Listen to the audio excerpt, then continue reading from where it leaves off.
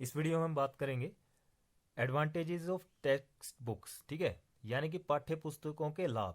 अब यहाँ पर जितने पॉइंट्स हैं वो हम एक एक करके डिस्कस करेंगे। तो पाठ्य पुस्तकों से क्या लाभ है उसके बारे में अब देखते हैं। तो ये दोनों के लिए यूज़ किया जाएगा, एक टीचर के लिए भी और एक स्टूडेंट के लिए भी, दोनों के लिए यूज़ किया जाएगा एडवांटेजेस जो हैं। तो फर्स्ट क्या है हमारे पास, एजुकेशनल प्रोसेस बिकम ऑर्गेनाइज्ड, यानी कि शिक्षा प्रक्रिया का व्यवस्थित होना। अब देखो जैसे आपके पास बुक्स हैं, ठीक है, आपके पास बुक्स हैं तो उसकी हेल्प से क्या कर सकते हैं, एक पर्टिकुलर हम क्या कर सकते हैं, करिकुलम तैयार कर सकते हैं। यानी कि करिकुलम तो आपके पास बना हुआ है, सिलेबस के हिसाब से हम क्या कर सकते हैं कि एक योजना बना सकते हैं, ठीक है, एक बना सकते हैं कि हम इतना सिलेबस जो है इतने में कवर करेंगे और इतना सिलेबस हम इस हिसाब से कवर करेंगे। तो उससे क्या होगा, उससे टीचर की भी हेल्प हो जाएगी और स्टूडेंट की भी हेल्प हो जाएगी, क्योंकि जिस हिसाब से बुक्स में दिया होता है, ठीक है, बुक्स के हिसाब से अगर हम चलें तो एक अच्छी प्रक्रिया है कि बुक्स में जो सिलेबस है उसको हमें पूरा करना है, उसको हमें पूरा करना है, जिससे टीचर को भी हेल्प हो जाएगी और स्टूडेंट को भी हेल्प हो जाएगी, ठीक है। तो ये जो एजुकेशनल प्रोसेस है बिकम ऑर्गेनाइज, इसमें यही आएगा कि आपने क्या किया, टीचर और स्टूडेंट्स ने मिलकर के क्या किया, मतलब टीचर ने अलग से क्या किया, उस बुक को लिया और जो जितना भी सिलेबस था वो स्टूडेंट्स को तैयार करवा दिया, ठीक है। तो इससे उस टीचर की भी हेल्प हो गई, स्टूडेंट्स ने किया क्या किया, उन बुक्स की हेल्प से पढ़ना शुरू कर दिया, तो उससे स्टूडेंट्स की भी हेल्प हो गई, ठीक है। सेकेंड पॉइंट क्या है यहाँ पे, children also know what they have to study, बच्चों को यह पता होता है कि उन्हें क्या और कितना पढ़ना है। अब देखो बुक्स की हेल्प से क्या होगा कि बच्चों में इतनी आदत बन जाएगी, ठीक है, कि वो जो पढ़ना चाहेंगे उतना ही पढ़ेंगे, ठीक है, जो भी पढ़ेंगे वो सिर्फ बुक्स के अकॉर्डिंग ही पढ़ेंगे, उससे एक्स्ट्रा वो नहीं पढ़ पाएंगे। जितना बुक्स में दिया होगा उसको वो पढ़ लेंगे और उसकी हेल्प से वो टेस्ट वगैरह या पेपर वगैरह दे सकते हैं। मतलब अगर उनके पास बुक्स हैं, ठीक है, तो वो इधर उधर नहीं जाएंगे बुक्स के लिए कि हाँ मुझे ये बता दो ये बता दो, डायरेक्ट क्या करेंगे, बुक्स खोलेंगे, जो चैप्टर उनको पढ़ना है, जो चीज़ उनको समझ नहीं आ रही वो बुक की हेल्प से पढ़ लेंगे और उससे वो तैयार कर लेंगे अपने टॉपिक को। अब नेक्स्ट है इसमें, help the teacher in preparing the lesson, अध्यापकों को पाठ की तैयारी करने में सहायक। अब देखो टीचर को भी इससे एक हेल्प मिलती है कि क्या उसने क्लास में जाकर के टीच करना है। देखो अब मान लो अगर आपके पास आपने माइक्रो या फिर सिमुलेशन की होगी, उसमें क्या था कि आप पहले एक लेसन प्लान बनाते हैं, उसके बाद ही आप क्या करते हैं, उसको डिलीवर करते हैं, ठीक है। तो ये सारा एग्जांपल क्या है, थ्रू लेसन प्लान ही है। माइक्रो और सिमुलेशन, माइक्रो जो भी आपका चलता है उसमें ये सब बातें आती हैं, ठीक है, हेल्प करता है आपका लेसन प्लान प्रिपेयर करने में। अब मान लो आपने कल नेक्स्ट डे अगर जाना है क्लास में जाना है तो आप एक लेक्चर को तैयार करोगे, ठीक है, उसके लिए आप अच्छे अच्छे एग्जाम्पल ढूंढ के रखोगे, तो वो किसकी हेल्प से होगा, सब कुछ बुक की हेल्प से होगा, ठीक है। तो नेक्स्ट पॉइंट है इसमें, नॉलेज एक्सप्लोजन, यानी कि ज्ञान विस्फोट। अब इसको समझो, इस पॉइंट में क्या आएगा, तो नॉलेज एक्सप्लोजन में क्या होगा, ज्ञान विस्फोट का मतलब क्या हुआ इसमें, जैसे आजकल की जैसे एडवांस टेक्नोलॉजी है, ठीक है, तो उसमें क्या है, बच्चा नई नई चीज़ों को सीख रहा है, नई नई चीज़ों को सीख रहा है, उससे क्या हो रहा है, नॉलेज उसका बढ़ रहा है, ठीक है। नॉलेज बढ़ रहा है, उसके साथ साथ क्या उसके माइंड में क्या होगा, कुछ और व्यूज़ आएंगे। मान लो उसने कोई चैप्टर पढ़ा, उसमें से उसको कुछ बातें जो है अच्छी लगी और उसके बाद उसने क्या किया, उसको जानने के लिए और व्यूज़ लेने चाहे तो अपने टीचर से लेगा, ठीक है, अपने टीचर से जाके वो उन व्यूज़ को लेगा। इससे क्या होगा कि डायरेक्ट एक्सपीरियंस करेगा वो, ठीक है, डायरेक्ट एक्सपीरियंस करेगा, लेकिन वो एक्सपीरियंस लेगा कहाँ से, बुक्स की हेल्प से। अगर बुक्स ना होंगी तो उनकी हेल्प से वो बिल्कुल भी कुछ नहीं कर सकता, जब तक उसके पास बुक्स हैं, ठीक है। तो बुक्स की हेल्प से क्या करेगा, वो एक्सपीरियंस लेगा, उससे उसकी हेल्प हो जाएगी और जो भी उसके मन में डाउट होंगे या फिर कुछ अच्छे विचार या फिर न्यू व्यूज आएंगे, उसको क्या है वो टीचर से पूछ के लिख सकता है, ठीक है, समझ सकता है या लिख सकता है। फिर इसमें next point, to divine knowledge into units, sorry to divide knowledge into units, यानी कि ज्ञान को इकाइयों में बांटना।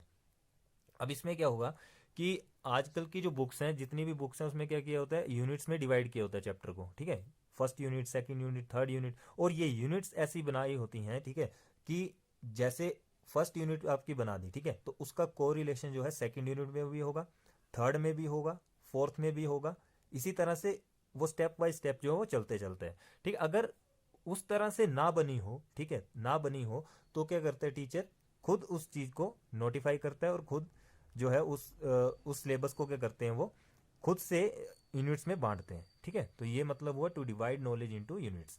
अब नेक्स्ट है में to bring uniformity in teaching, शिक्षण में एक रूपता लाने के लिए। अब इस पॉइंट को समझो, देखो इसमें क्या होगा कि जैसे जैसे अब अगर हम अब की बात करें तो जैसे जैसे एडवांस टेक्नोलॉजी आई उससे क्या डेवलपमेंट जो है ज़्यादा हो रही है, ठीक है। तो उसमें क्या है कि नई नई चीज़ें बच्चा सीख रहा है, नई नई चीज़ों को सीखेगा, ठीक है। अब इसमें क्या कुछ बच्चे जो है रह जाते हैं, इन चीज़ों को सीखने के लिए रह जाते हैं। तो उसमें क्या होगा कि उनको भी एक्स्ट्रा टाइम देकर जो टीचर उन पॉइंट्स को क्लियर अप करेगा, ठीक है। अब इसमें और क्या आ सकता है, देखो अगर बुक्स ना हो, ठीक है, बुक्स ना हो तो बिना बुक्स के जो है एक टीचर भी उस चीज़ को क्लैरिफाई नहीं कर पाता, उस पॉइंट को वो अच्छे से नहीं बता पाता जो उसने बताना हो। अब स्टूडेंट्स ने क्या किया, बुक्स को ले लिया, ठीक है, उससे वो पढ़ रहे हैं, ठीक है। अब उन्हें समझ बिल्कुल नहीं आ रहा कि ये पॉइंट है तो है कैसे। कई बार क्या होता है कि कुछ बातें ऐसी होती हैं बुक्स में जो टीचर को भी पता नहीं चलती, तो उसके लिए वो कंसल्ट करते हैं एक दूसरे से, उसके बाद उस चीज़ को बताने की कोशिश करते हैं। लेकिन कई बार क्या होता है वही चीज़ आपको बुक में मिल जाती है। तो पाठ्य पुस्तक ऐसी है जिसमें ऐसा साधन है जिसमें क्या है एक रूपता लाई जा सकती है, ठीक है। पाठ्य पुस्तक के थ्रू जो है यानी कि टेक्स्ट बुक के थ्रू ही जो है वो शिक्षण में एक रूपता लाई जा सकती है। तो इस बात को आप समझ गए होंगे कि कैसे लाई जा सकती है, कि अगर कोई निम्न वर्ग का बच्चा भी है तो उसको भी आपने वही एजुकेशन देनी है, और जो कोई अगर हाई लेवल का बच्चा है, ठीक है, तो उसको भी आपने वही एजुकेशन देनी है। तो इस पॉइंट पे ये बात थी। अब इकोनॉमी की बात करते हैं, मित व्ययिता व्ययिता। अब ये क्या है इकोनॉमी की, देखो कुछ तो समझेंगे इकोनॉमी यानी कि इससे हम कमाने का साधन हो सकता है, ठीक है। इसमें क्या आएगा, देखो अगर आपके पास सभी के पास क्या है बुक्स हैं, ठीक है, सभी के पास बुक्स हैं, तो बुक्स की हेल्प से आप क्या कर सकते हैं, क्लास में पढ़ सकते हैं, ठीक है। पाठ्य पुस्तकों के हिसाब से क्या होगा, ये ऐसे एक साधन है जिसकी हेल्प से हम क्या कर सकते हैं, काफ़ी सारे बच्चों को जो है एक साथ पढ़ा सकते हैं, ठीक है। काफ़ी सारे बच्चों को जो है एक साथ पढ़ा सकते हैं। अगर किसी बच्चे के पास बुक भी नहीं है तो क्लास में टीचर अगर बुक लेके आया है, ठीक है, तो वो जैसे जैसे पढ़ाता चलेगा बच्चा उसको सुनता चलेगा। तो ये चीज़ थी इसमें इकोनॉमी मित व्ययिता में। तो आप इसको अच्छे से नोट कर लेना, ठीक है। अब नेक्स्ट है इसमें इंडिविजुअल टीचिंग। अब इंडिविजुअल टीचिंग में क्या आएगा, इसको आप समझो कि जैसे मान के चलो आपने कोई मेथड था, जैसे आपके पास एक प्रोजेक्ट मेथड था, तो उसमें आपने क्या चीज़ सीखी थी, उसमें आपने सीखा था कि जैसे जैसे टीचर जैसे जैसे आपने क्या किया, कोई टॉपिक लिया, ठीक है, आपने उस कोई एक टॉपिक ले लिया, उसके बारे में आपने क्या किया, काफ़ी सारी जानकारी को इकट्ठा किया। अब उस जानकारी को आपने इकट्ठा तो कर लिया, ठीक है, अब उसको आप यूज़ कैसे करोगे वो भी आपने सीखा होगा।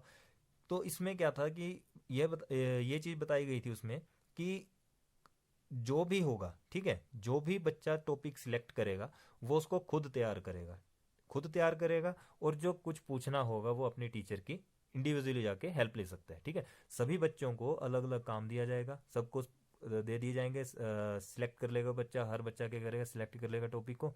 और उस टॉपिक को सिलेक्ट करने के बाद उसकी क्या करेंगे, वो टीचर क्या करेगा, सिर्फ उसको एक गाइडलाइन देगा, ठीक है, सिर्फ एक गाइडलाइन देगा कि आपने ये चीज़ ऐसे करनी है और ये चीज़ आपने ऐसे करनी है।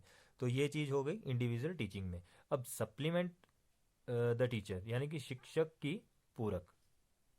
देखो अब बच्चे क्या करते हैं, स्कूल में पढ़ते हैं, ठीक है, मैक्सिमम बच्चे जो हैं वो स्कूल में पढ़ते जरूर हैं, ठीक है, लेकिन उनको कोई बातें जो हैं वो समझ नहीं आ पाती।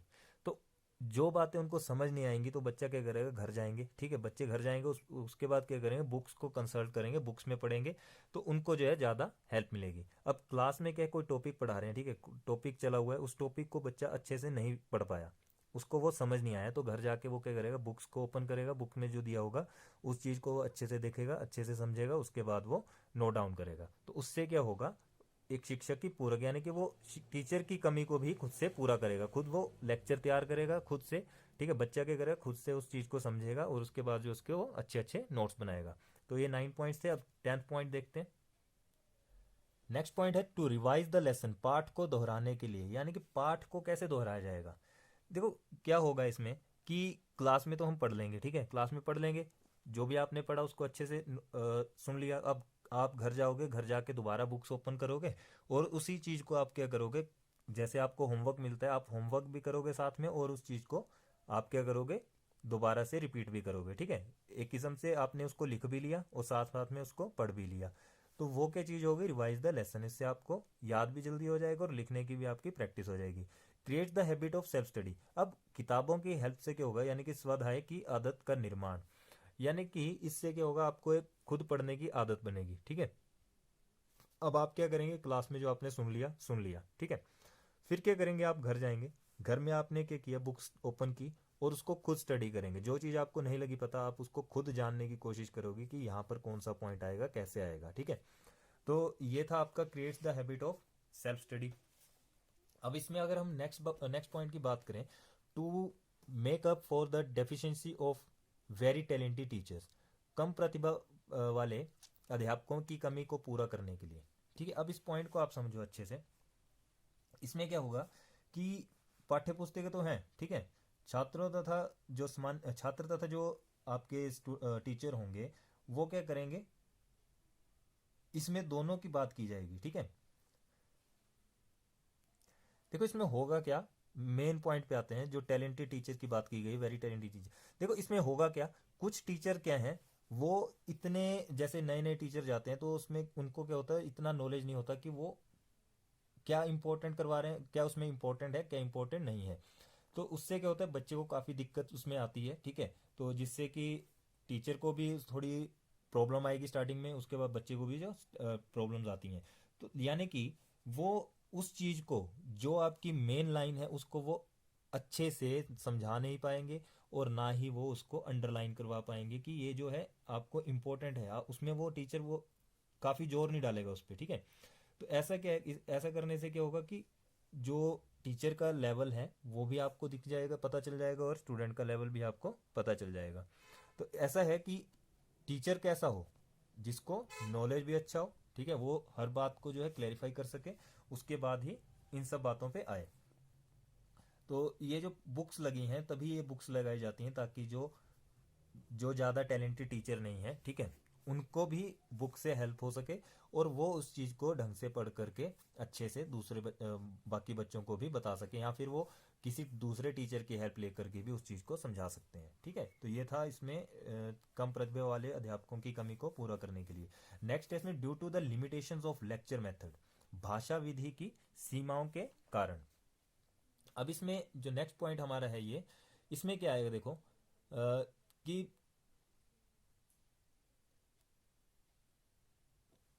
देखो इस पॉइंट में क्या दिया है, due to the limitations of lecture method, भाषा विधि की सीमाओं के कारण।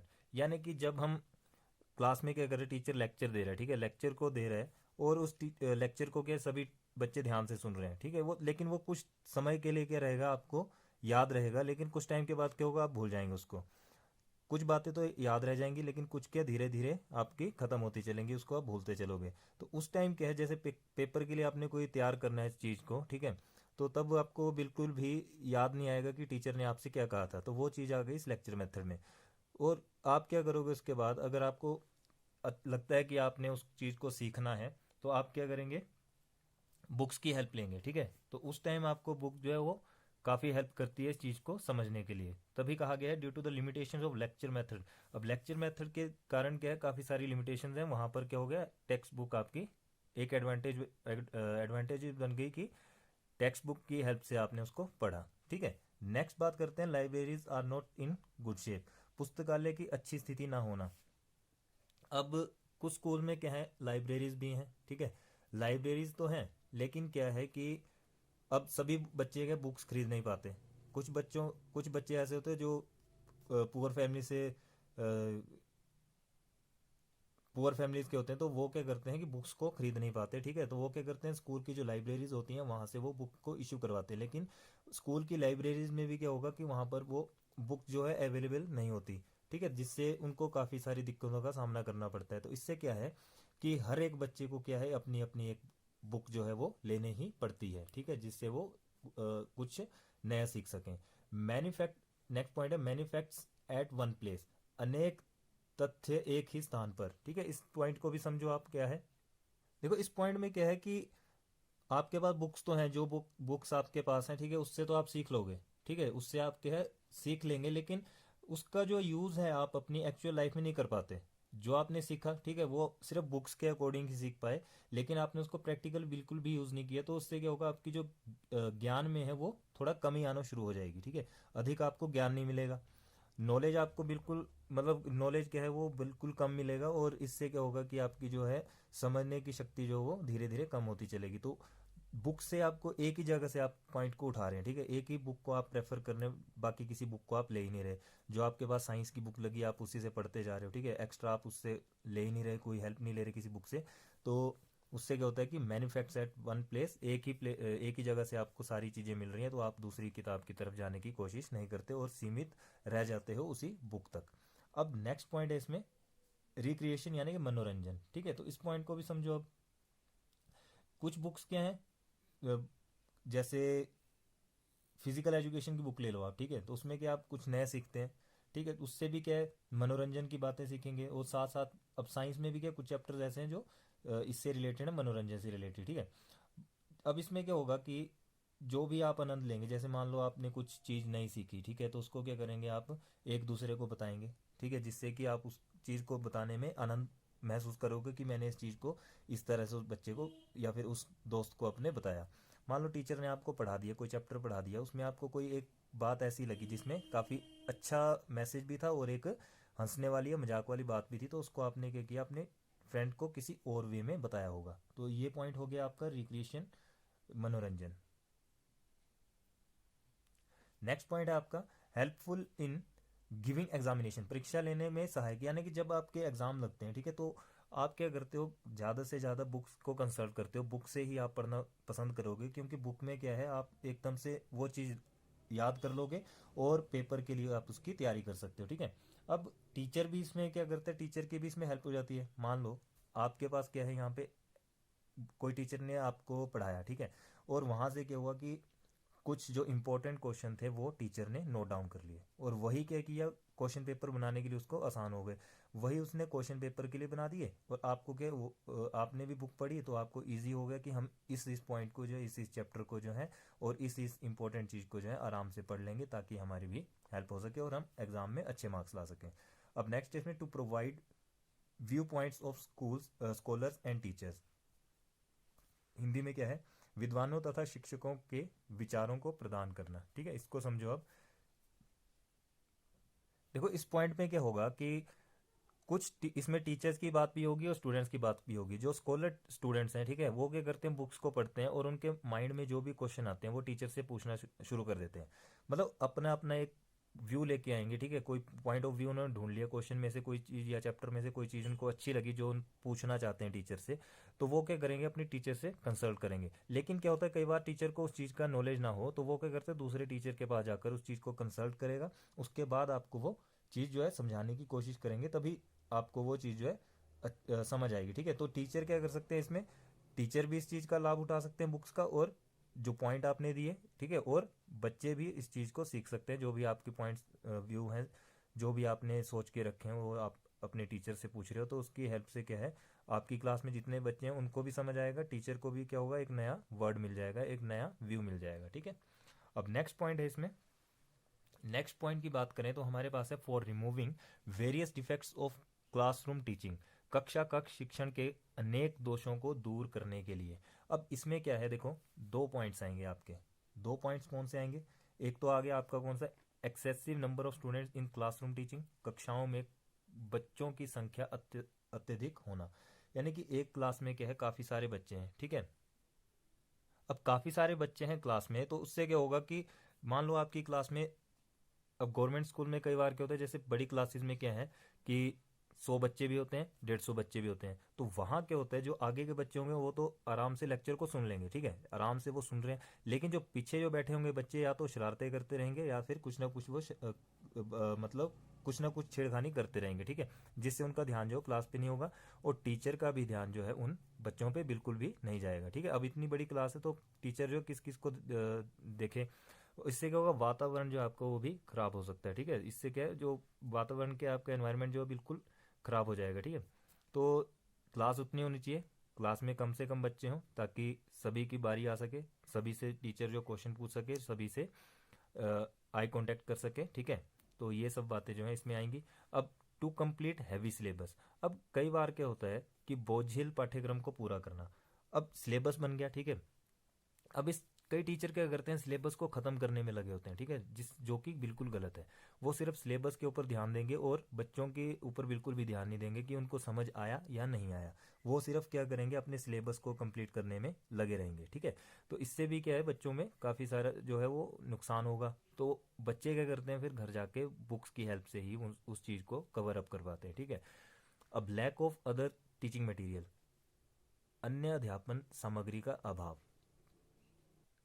देखो इस पॉइंट में क्या आएगा, अब वैसे तो टीचिंग मटेरियल में क्या होगा, देखो टीचिंग एड्स जो हैं काफ़ी सारी हैं, ठीक ठीक है, टीचिंग मेथड अलग हैं, टीचिंग एड बहुत सारी हैं, लेकिन टीचर क्या करते हैं, सिर्फ बच्चों को क्लासरूम तक ही सीमित रखते हैं, क्लासरूम तक ही वो उनको रखते हैं और वहीं पर टीचिंग करवा के उनको जैसे जैसे छुट्टी हुई तो वो घर चले जाएंगे और दूसरे दिन दोबारा से आकर के बुक्स का ही नॉलेज उनको दिया जाएगा, जिससे क्या है कि उनको एक रटने की आदत पड़ जाएगी और वो उस चीज़ को जो है वो याद याद नहीं करेंगे और समझेंगे नहीं, सिर्फ याद रटने की ही उसमें प्रवृत्ति रखेंगे, ठीक है। तो रटते चलेंगे और उस चीज़ को वो अच्छे से समझ नहीं पाएंगे।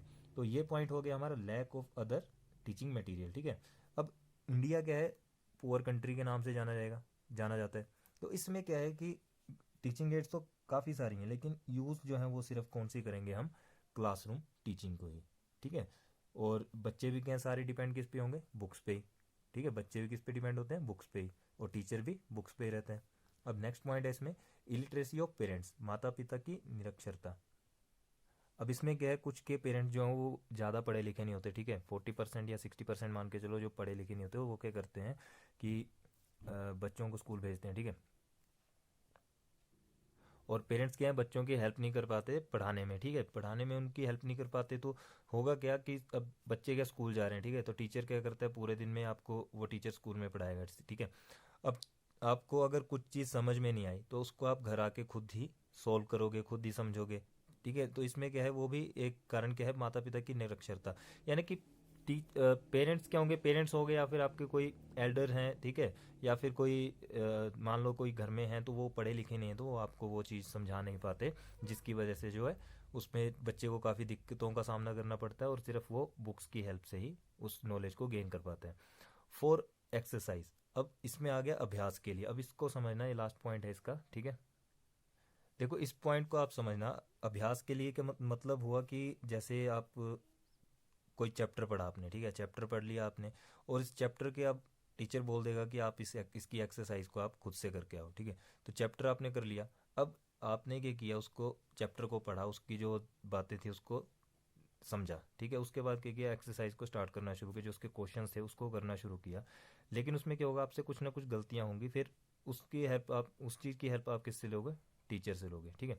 जब आप टीचर से लोगे तो टीचर आपको बताएगा कि इसमें ये पॉइंट आएगा, इसमें ये पॉइंट आएगा, लेकिन टीचर भी क्या करे, टीचर भी उस वहीं तक सीमित है जहाँ तक वो पढ़ा सकता है। मान लो आपके पास बुक्स हैं, ठीक है, बुक्स आपकी स्कूल में बुक्स लगी हैं। अब ऑर्डर क्या आया होता है कि आपने इसी बुक को प्रेफर करना है, इससे आप आगे किसी और बुक के साथ आप नहीं पढ़ा सकते। तो टीचर क्या करता है, सिर्फ इसी बुक का हेल्प, जो बुक लगी है उसी से आपको पढ़ाएगा और दूसरी बुक का बिल्कुल भी यूज़ नहीं करेगा, जिससे क्या है बच्चे में एक सीखने की शक्ति, यानी कि सीखने की उसमें जो है शक्ति समझ लो वो नहीं आती, ठीक है। वो कुछ सीख नहीं पाता, जो उसने सीखा वो सिर्फ उसी बुक से सीखा। तो ये चीज़ क्या हो गई, अभ्यास के लिए, यानी कि बच्चा क्या कर रहा है, अभ्यास तो कर रहे हैं लेकिन किससे, वो उसी बुक से कर रहे हैं, जबकि काफ़ी सारी बुक्स हैं, अच्छी अच्छी और किताबें हैं, वो उसको प्रेफर नहीं करते, क्योंकि टीचर भी बाध्य है, जो बोल दिया गया टीचर को वो उसी बुक से वो पढ़ाएगा, ठीक है। तो ये थी इसमें कुछ बातें। तो अगर ये वीडियो आपको अच्छी लगी, देखो मैंने आपको 21 पॉइंट्स करवाया, अगर आप 21 में से अगर 10 भी लिख दोगे तो काफ़ी है, ठीक है, 10 12 जो भी आप कर सकते हो, काफ़ी ईजी पॉइंट्स हैं सारे। तो आपको अगर वीडियो अच्छी लगी प्लीज़ लाइक शेयर कमेंट जरूर करें, अपने फ्रेंड्स के साथ ज़्यादा से ज़्यादा शेयर करें। नेक्स्ट वीडियो में हम करेंगे इसके डिसएडवांटेज किसको, ठीक है। Thank you.